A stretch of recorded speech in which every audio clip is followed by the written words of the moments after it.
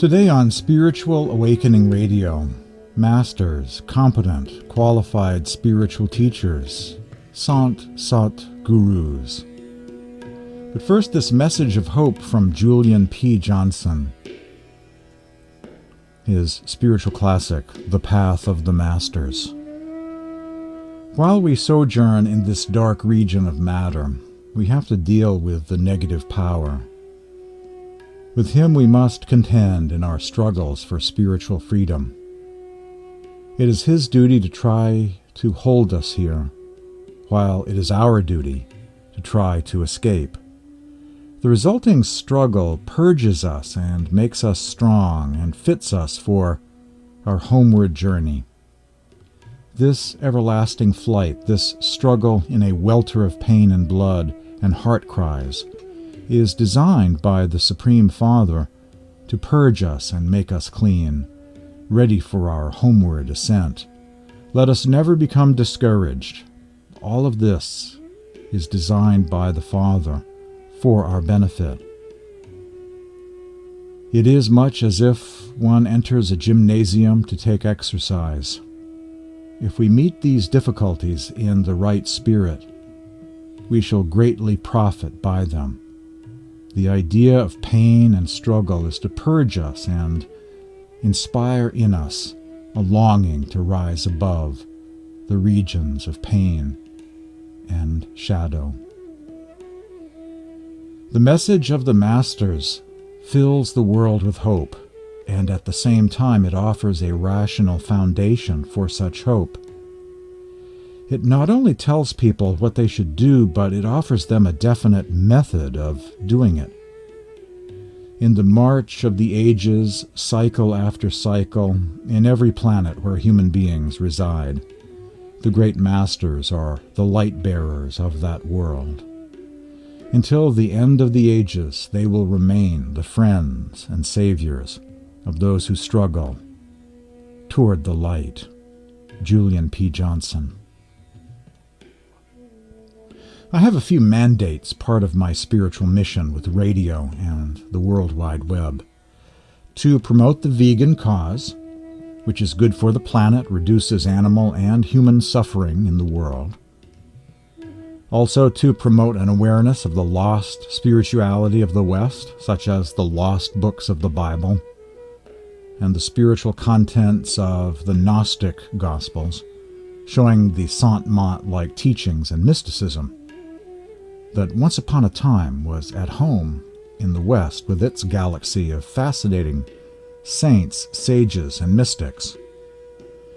And I am here to promote a clearer understanding and appreciation of the bhakti, love and devotion, mystic poetry, and wisdom of the classic saints of India and the more recent saints or sants.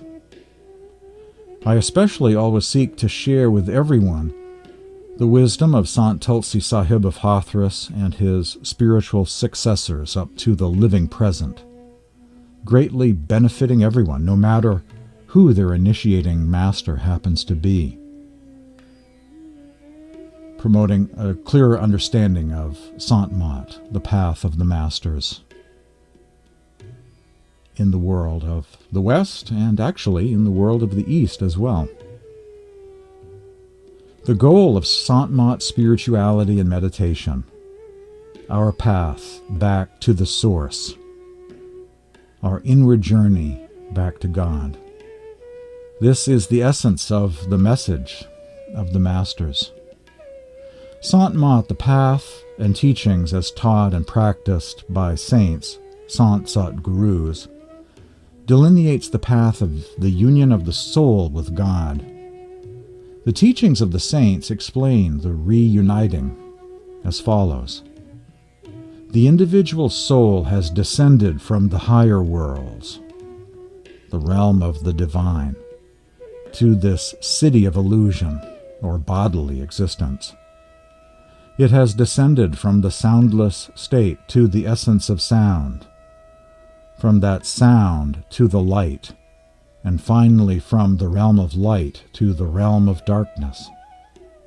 The qualities, dharmas, natural tendencies, of the sense organs draw us downward and away from our true nature. The nature of the soul, or Atman, draws us upwards and inwards and establishes us in our own true nature. Returning to our origins involves turning inward. Withdrawal of consciousness from the senses and the sense objects, in order to go upward from the darkness to the realms of light and sound. Another way to express this is to go inward from the external sense organs to the depth of the inner self. The natural tendencies of the soul, or Atman, are to move from outward to inward. The current of consciousness, which is dispersed in the 9 gates of the body and the senses, must be collected at the 10th gate. The 10th gate is the gathering point of consciousness. Therein lies the path for our return. The 10th gate is also known as the 6th chakra, the 3rd eye, Bindu, the center located between the 2 eyebrows. This is the gateway through which we leave the gates of the sense organs and enter in the divine realms, and finally become established in the soul. We travel back from the realm of darkness to the realm of light, from the light to the divine sound, and from the realm of sound to the soundless state. This is called turning back to the source. This is what Dharma, or religion, really intends to teach us. This is the essence of Dharma. That's a passage from my beloved Satguru Swami Sant Seviji Maharaj in the lineage of Sant Tulsi Sahib of Hathras. From his wonderful book, The Harmony of All Religions, a kind of gospel of Sant Mat, if you will, in a couple of paragraphs.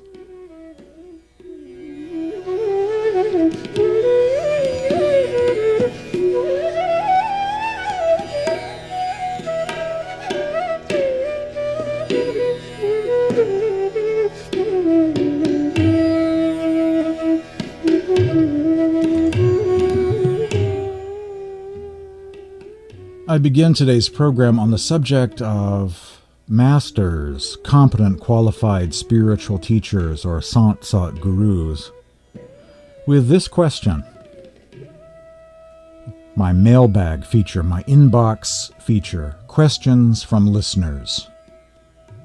Can there be more than one living master at a time? Or is there only usually one master at a time on planet Earth? Well, my answer is emphatically yes. Of course there are more than one. But let's see what Huzur Baba Sawan Singh said about this. Huzur Baba Sawan Singh, the great master of Beas, once said, "It is not necessary that there should only be one master in the whole world or even in a single country. There have been different masters in different countries at the same time, and even in the same country. Thus Guru Nanak and Kabir were contemporaries, and so also Dadu and Guru Arjan Dev. But their teaching is the same at all times and in every country." Huzur Baba Sawan Singh, so much for the idea that there can only be one true master at a time on planet Earth. If you have any questions or comments, feel free to send those questions to me at this address, james@spiritualawakeningradio.com.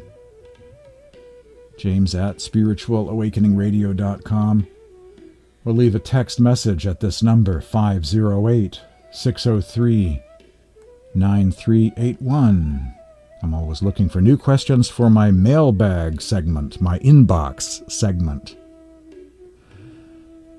Since we're talking about masters, competent, qualified spiritual teachers, or Sant Satgurus, spiritually advanced teachers who are worthy guides, back to Sawan Singh and discussion about there being more than one living master on planet Earth. We know that Sawan Singh met with other gurus of Sant Mat during his day. He met with Maharishi Mehi Paramhans. Sawan Singh also met with Shiv Brat Lal, who was a disciple and one of the successors of Huzur Maharaj Rai Salagram of the Radhasoami faith. Sawan Singh met with Baba Fakir Chand. Sawan Singh met with and even had an agreement, signed an agreement with the Dayal Bagh Guru of Agra. And Sawan Singh was quite involved with the affairs of another Baba Jamal Singh lineage based at Tarn Tarn, even appointing a guru for the Tarn Tarn or Tarn Taran branch of the Radhasoami faith. And that lineage lives on, is somewhere out there, branching out in a few different directions of their own. In terms of Sant Mat history, there has never been a time during the last several centuries when there was only one Sant Satguru operating in the world. The reality is there have been multiple lineages of spiritual masters contemporary with one another. Since at least the time of Kabir and Guru Nanak in the 14th century. Both Guru Kabir and Guru Nanak were founding gurus who appointed spiritual successors. These are guru lineages now, spanning many generations. Generally speaking, we have the various Sikh gurus in one line, and the successors and devotees of Guru Kabir in another line of masters, or multiple lines of masters actually at this point. And there are many more lineages than those two general Nanak and Kabir categories. Quite a few famous and highly celebrated Sants of India were not only initiated by, or rather were not initiated by a Sant Satguru affiliated with either of the Nanak or Kabir-related sects. For instance, in the southern Sant tradition, Sant Tukarama of Maharashtra was initiated by a different guru back in 1619, a guru that had no connection whatsoever to Kabir or Guru Nanak. Where did he come from? Don't know. All a mystery. At the same time the 10th Sikh guru, or Guru Gobind Singh, was alive, was another master. And that master was the Satguru who initiated Sant Tulsi Sahib, who lived from 1710 through 1780. Tulsi became a highly quoted and well-renowned and highly known poet mystic and Sant. There was also Sant Dadu Dayal of Rajasthan. Dadu was initiated by a master by the name of Budhan back in the year 1555. Dadu would eventually establish a satsang center and appoint successors to carry on. Thus we have another multi-generational lineage of gurus that have been based in Rajasthan, in northwestern India. And it does not end there. One could cite scores and scores of similar examples of recognized and highly celebrated sants whose poetry is quoted, or hymns or bhajans are sung on a regular basis in satsangs all around the world, being initiated by gurus that in some cases we know virtually nothing about. And then there is Daria Sahib of Bihar. Daria was born in 1674 and passed on in 1780. At the age of 16, Daria was initiated into Surat Shabd Yoga, or inner light and sound meditation, by a Sant Mat master referred to as Sat Sahib. Daria eventually became the successor of Sat Sahib and a towering figure in Sant Mat history, authoring over 20 books of hymns and spiritual discourses and founded the Daria Sahib line of masters, a spiritual movement with a large number of ashrams, satsangs, and followers. Many of Daria's followers believe him to even have been the reincarnation of Kabir. Daria Sahib appointed several spiritual successors. Tulsi Sahib of Hathras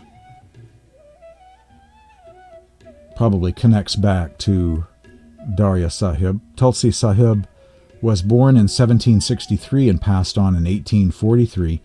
He would have been in his teens when Daria Sahib was still alive, old enough to have received initiation from him, in other words.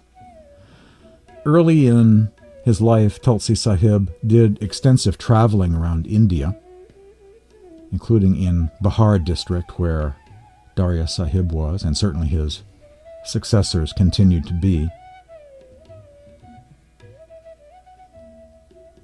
Tulsi Sahib eventually established a satsang in Hathras, India, which isn't too far away from Agra, where he initiated souls into Surit Shabd Yoga meditation. And his mission was contemporary with Sant Das of Bihar, a successor of Daria Sahib, providing us with yet another example of two recognized Sant Satgurus operating in the world at the same time. From the book Daria Sahib, Saint of Bihar, we read, "It was also made clear by Daria Sahib that these successors would have the right to appoint their own successors, and that is how the order would continue." On being asked by Fakar Das, his brother, how long this order would continue, Daria Sahib replied that as long as the practice of the sound current remained central to the discipline, and the order kept pure and free from external rituals and formalism, the line would continue. When the practice of the sound current is mingled with outer appearances and external rites, the sound current or shabd will part company. Then the power transmitted by me, said Daria, will leave and the souls will go into the mouth of Kal. At that stage he would come to this world and start a line of the sound current once again. This is how he said he had been coming for eons. Thus, having explained everything and all aspects of the saintly mission, and having fulfilled the purpose of his life, he passed on his responsibilities to his spiritual successors and departed from this world in the year 1780. A fascinating description of what would cause someone like Daria Sahib or the reincarnation of Kabir to come back to the world during this age of Kali Yuga, this great epoch of time we're working our way through. What would cause him to come back again and reboot the mystic path on planet Earth? Fascinating, isn't it? Tulsi Sahib was of the opinion that Sant Mat, or the path of the masters, dates back to the time of Krishna thousands of years ago, and that Krishna knew of Sants back then during the time of the composition of the Bhagavad Gita. When has there ever been only one Sant Mat Guru or one Gurumukh successor of the time in Sant Mat history? The answer is never has there only just been one Sant Satguru or living master at a time, at least before the days of Kabir, Nanak, and Dadu Dayal, several centuries ago. Paraphrasing Guru Nanak's Japji, countless are the gurus, countless the gadis, countless are the sants, countless are the mats, or teachings, countless the satsangs, countless the satsangis. Of course, in the history of all of these groups are not the same. One size or description does not fit all. Not being aware of the existence of an obscure Sant Mat path does not make it false or of Kal, or the negative power, any more than being intimately familiar with or even attached to or invested in a certain spiritual path necessarily makes it true. There are several stages or that groups might pass through. There are several steps or stages that groups might pass through, spiritual paths might pass through during their history here in this ocean of samsara, this world of illusion and change.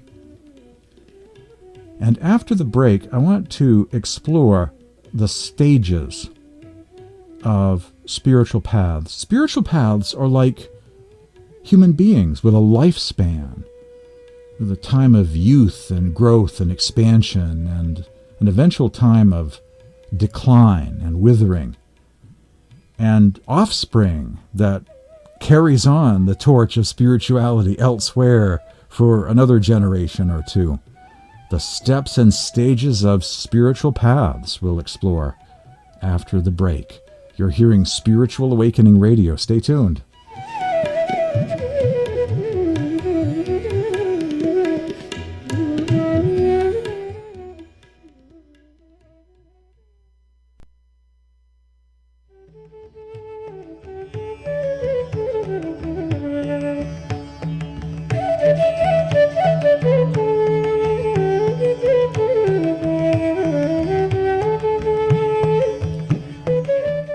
Masters, competent, qualified, enlightened, genuine spiritual teachers, or Sant Satgurus, today on Spiritual Awakening Radio is my focus.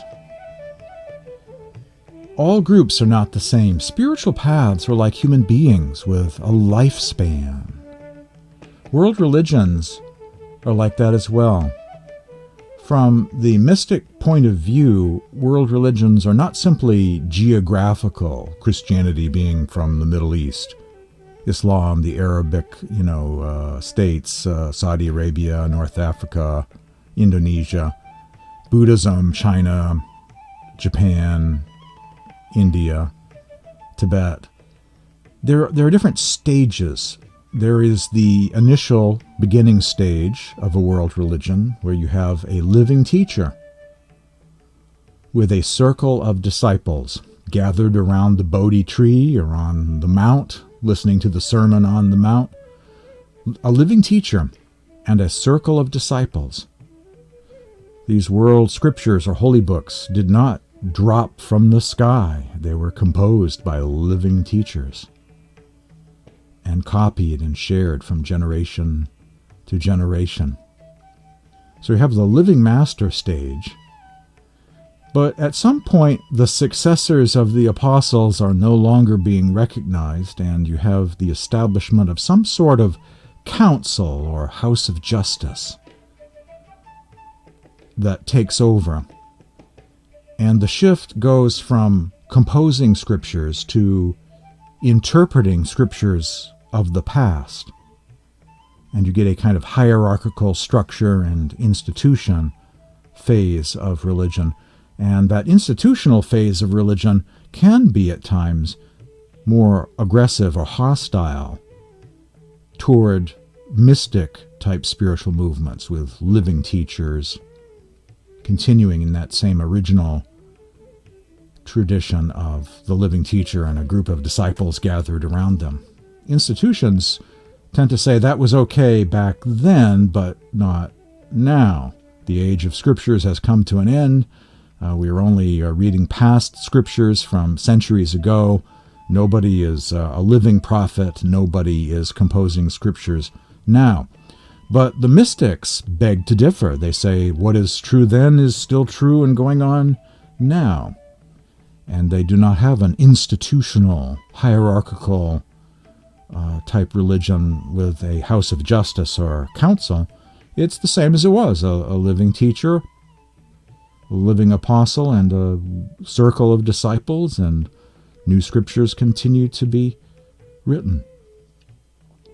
There are many groups, many spiritual paths. They have a kind of lifespan with different steps and stages. There are several stages groups might pass through during their history here on planet Earth, this ocean of samsara, this world of illusion and change. Some are legitimate and in the alive category, with both guru and disciple having inner experiences or a rich contemplative life. Inner regions are experienced during meditation, not simply are the basis for theory and mythology. For them, mysticism is not reduced to theory confined to books or legends, but is something that they experience during their own meditations. There are groups that have lost their living guru fairly recently, and he or she appoints no successor. Thus, no new people get initiated in those groups. The light grows dim as the remaining disciples pass from the scene. There are many examples of that throughout history.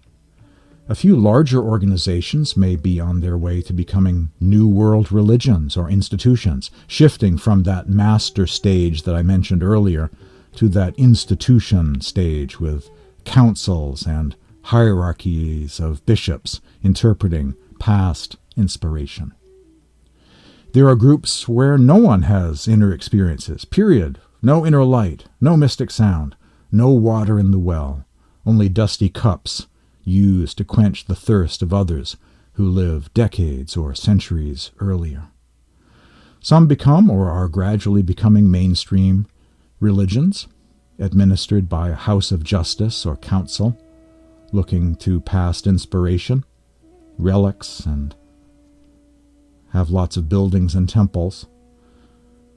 There are always a few cults, crazy cults, unethical teachers around in each and every generation, making headlines, manipulating people, adhering to a cultic model. Some look for disciples in the West and seem to be sort of corrupted by trolling for disciples all the time in the West, willing to change their teachings, anything to get in the news, anything to have more followers, and thus become more and more astral with each passing day. As the ranks swell with a growing New Age population, we may ask, who is converting whom? In other words, rather than gaining disciples from the West, they become sort of westernized or become New Age as they attempt to reach out to New Age populations. They lose their original teachings and morph into something else. There are sadhus with some degree of attainment that have helped the souls that have crossed their path, and that's a wonderful thing. There have been nice guy gurus without much spiritual attainment, but nevertheless seem harmless and have helped many to make the world, have helped many souls and have helped to make the world a somewhat better place by spreading around some fairly rare teachings and ethical principles to larger audiences.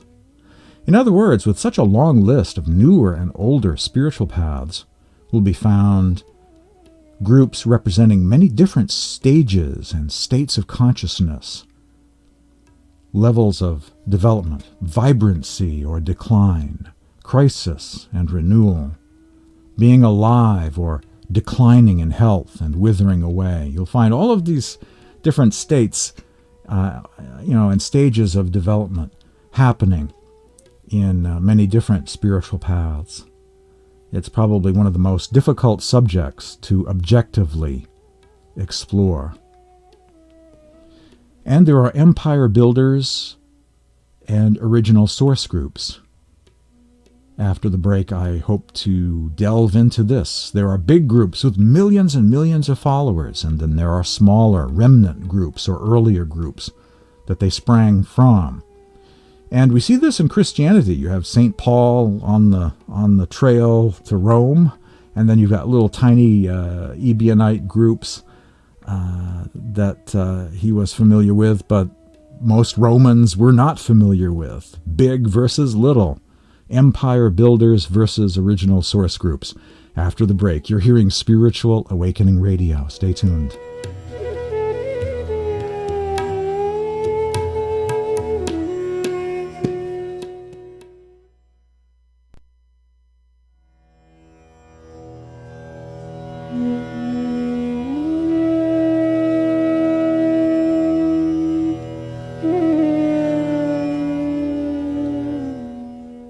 Masters, competent, qualified spiritual teachers, spiritual paths. My focus today on Spiritual Awakening Radio. Empire builders versus original source groups. There are pluses and minuses with both approaches to spiritual paths. Big groups have millions of followers. Their golden temples, or golden arches, if you will, are visible in many cities. They act as corporate chains, if you will, spreading around standardized creeds and recipes, sharing with humanity at least some ideas that emanate from a traditional school of spirituality. With their visibility, they do introduce many people to concepts and practices, meditation techniques that they may not have been aware of before or exposed to previously. And that's generally a good thing. I put the Apostle Paul's version of Christianity in this category of empire building or corporate chain religions. Paul versus the Essene Ebionite or Gnostic remnant is a useful analogy here. If one were alive during the 1st century in the ancient Greek city of Ephesus on the west coast of Anatolia, it is most likely that you would have heard about the message of Jesus from a representative of Paul's branch of Christianity. You would receive a version of the gospel edited from a Paul perspective. At the time, it might even seem like the one and only true perspective. One probably would not even think of Paul's movement as a distinct branch of Christianity. One might assume that there is only one group, a single monolithic church, universal and triumphant, the one and only. Only after being informed by that tradition for a period of time, would there be the possibility or likelihood that one might eventually learn of other branches or versions of Christianity, independent of Paul's brand, if you will. One might even at some point be attracted to one of those other branches, perhaps with a different apostolic succession, like to St. Thomas or James the Just or Mary Magdalene, finding it much better, finding more wisdom, more depth and satisfaction, a rich spiritual heritage with genuine Aramaic roots, closer to the original unvarnished message and vision of the historic Jesus, in one's estimation. Without your encounter with the big name, empire-building path, and best-selling author and, visibility, you might have never had the luxury of digging deeper and unearthing other possibilities, discovering a more mystical spiritual community to join or to defect to. Thus, I observe there is a legitimate role for both the empire-building paths as well as the lesser-known source communities that originally, several generations prior, gave birth to them, existing in the contemplative quietude of an inner circle of disciples in Jerusalem before 70 AD, and further to the east, in Qumran or Nag Hammadi. And you can extend that into the Sant tradition as well. Some people might have noticed some book about inner light and sound meditation and felt really drawn to it. But then they realized that inner light and sound meditation tradition comes from India, and then go, hey, let's check out these other branches of this light and sound movement and learn more about these others.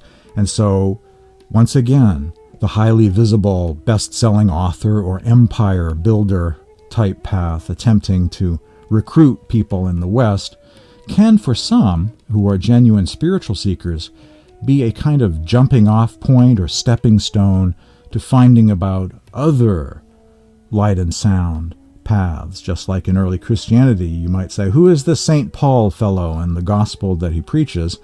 And then, 8 years later, you're reading the Gospel of Thomas or the Gospel of Mary Magdalene. You're saying, hey, who are these other people that are also in the Christian category? And, you may like one of those others better. Empire builders versus original source groups. Cut off have been my people for lack of knowledge, it says in the Hebrew book of Hosea. That verse from the prophet Hosea in the Old Testament sums up the human condition quite nicely. being cut off without full access to knowledge or gnosis or spiritual guidance about attaining advanced states of meditation and enlightenment, without even knowing what it is we might be missing, with heredity and environment working against us.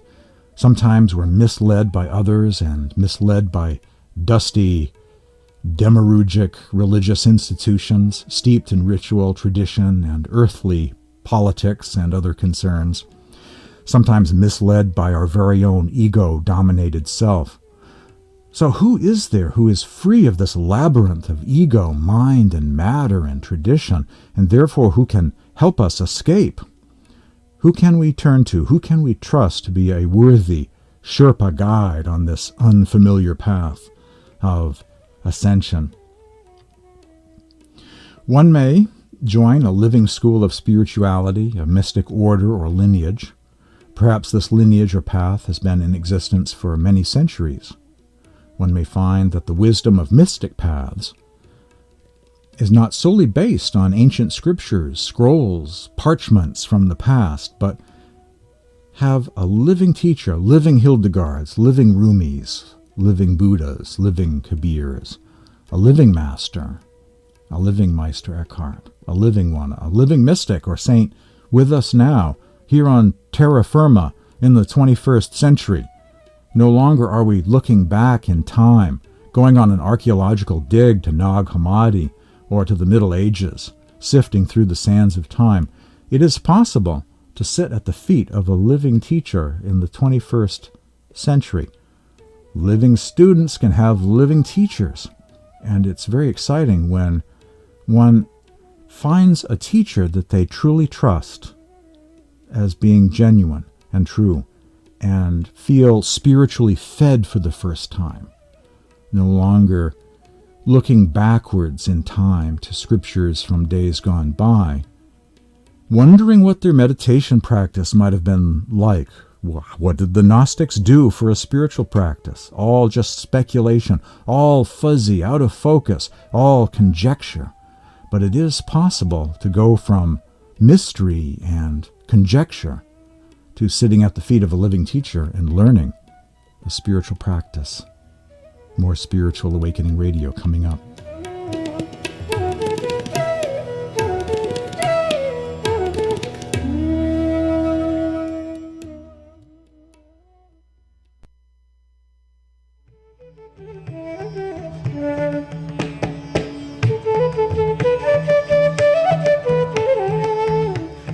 Living students have living teachers, for it is the ability to truly listen that gives birth to an awareness of a message and an appreciation of a messenger. An infinite God could never have a limited number of inspired words, or be forever bound by bookbinders. If there is no inspiration now, how could there ever have been any inspiration in days gone by? There is also no missing element or trace mineral once present in the water supply during the Middle Ages or earlier times, but now gone, that once caused the appearance of prophets and saints and allegedly accounts for their absence now. What was true then is true now. The same need that brought great souls into the world during past centuries is still with us. My experience and belief is that the age of prophets, apostles, masters, or saints is still with us, that there is a living gnosis now. There are living masters in the world today. The reality and not the illusion of having a guru begins here, with this openness to the possibility of living ones now. One such living teacher, by the name of Swami Sant Seviji Maharaj, describes so well the process, the mission, the goal, the role of the living teacher. He said, another common misconception is that prophets, saints, and mystics search for new truth. Rather, what they do is to simply remove the layers of dirt, of accumulated misinterpretations that have corrupted the truth. Then the living teacher will bring forth the very same truth in a new light. The original truth must repeatedly be presented to suit the current age. I have a few mandates, part of my spiritual mission, as I mentioned earlier. Mandates for using radio and the web to promote the vegan cause, to reduce suffering in the world, the suffering of human beings, animals, and the environment. Also to promote an awareness of the lost spirituality of the West, such as the once existent lost books of the Bible and Gnostic Gospels, showing the universal truths, the common threads, showing the teachings and mysticism that once upon a time existed in those scriptures and the spiritual paths that composed them. I'm also here to promote a clearer understanding and appreciation of the love, the devotion, the bhakti, and wisdom of the classic saints of India and more recent saints. I especially always seek to share with everyone the wisdom of Sant Tulsi Sahib and his spiritual successors up to the living present, greatly benefiting everyone, no matter what their path may be, no matter who their initiating guru happens to be, if they are already initiated and following a teacher. One may join a living school of spirituality. There are living Rumis, living Kabirs, living Buddhas, living teachers in the world today. A living mystic or saint is with us now, here on terra firma, in the 21st century. Indeed, many such teachers. The leader of a spiritual movement must always be the embodiment of truth. Without a competent master, a spiritual movement will not be capable of being an instrument in the world for the positive power, or God. As the author William Arthur Ward once said, the mediocre teacher tells, the good teacher explains, the superior teacher demonstrates, the great teacher inspires. I want to share with you an ode to the Sant Satgurus. It was composed a few years back to commemorate Master's Day, a holiday on the Indian calendar also known as Guru Purnima. In praise of the Sant Satguru, in praise of the Sant soul of love, who has reached the spiritual realm above and merged in God. Hail to the competent living master, the qualified teacher, rare to find in this world, so few and far between, the true one, a genuine mentor of souls, a righteous and worthy guide, a fearless being, light giver, leader of a spiritual community. With gratitude to the competent living one, in a sea of samsara, illusion and world of changes, of falsehood and posing, of endless marketing, there is a bright light in the darkness. The silent music becomes audible. At the feet of such a loving, radiant one, the soul cannot help but find the inner light and slip into deep samadhi meditation. In the eyes of a saint are love, wisdom, light, compassion, grace, a reflection of God in this realm of the material plane. The master power connects the soul with the supreme Lord of love. A Guru Purnima ode to the Sant Satguru, composed out of devotion for Swami Sant Seviji Maharaj. I want to share with you a list of books, recent and living contemporary books of the path of the masters of the Sant tradition of India, some recommended reading. Feel free to send me a text message or an email. I can send you more information about these very special, very important books that will help explain the Sant tradition very clearly. Some wisdom from rural India, unaffected by the West, unaffected by the internet, a very pure message of the Sants that's been circulating in rural India, for centuries. One book is called Philosophy of Liberation, or Moksha Darshan, a Manual of Sant Mat Mysticism by Maharishi Mehi Paramhans in the lineage of Tulsi Sahib. Also the Padavali, or Mystic Poetry about Inner Experiences by Maharishi Mehi, now also an online book. Harmony of All Religions by Swami Sant Sevi Ji, that I've quoted a couple of times during today's program. Also A Spiritual Seeker's Guide, a wonderful book for the new spiritual seeker. And The Inward Journey of the Soul by Swami Vyasanand, a new Living Master book that just has made its way to Amazon. I can send you links. I can send you more information about these very special books. My email address is james@spiritualawakeningradio.com, james@spiritualawakeningradio.com, or send a text message to this number, 508-603-9381. Tune in again next week at this same time for another edition of Spiritual Awakening Radio.